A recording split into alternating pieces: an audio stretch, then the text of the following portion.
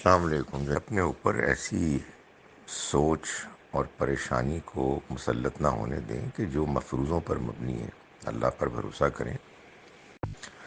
32 سال کے ہیں تو 32 سال کی عمر میں شادی کر لیں، 35 سال تک انتظار کرنے کی کیا ضرورت ہے؟ باقی میں ماشاءاللہ الحمدللہ 67 کا ہو کے اب 67 کی طرف بڑھ رہا ہوں، الحمدللہ کام کر رہا ہوں، اللہ نے صحت دی ہے، اللہ کا بڑا احسان ہے۔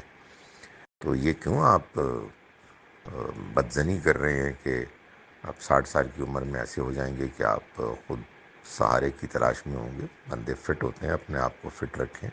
سب سے بڑھ کر یہ کہ اللہ پر بھروسہ کریں۔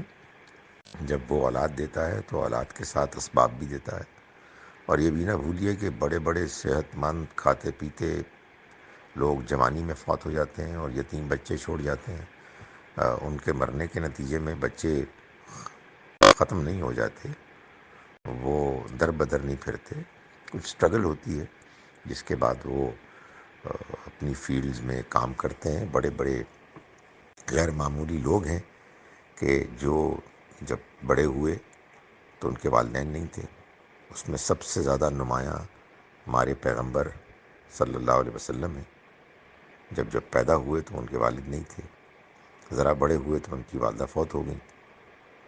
تو کیا زندگی نہیں گزری؟ دنیا کی سب سے بہترین زندگی آپ ہی نے گزاری ہے۔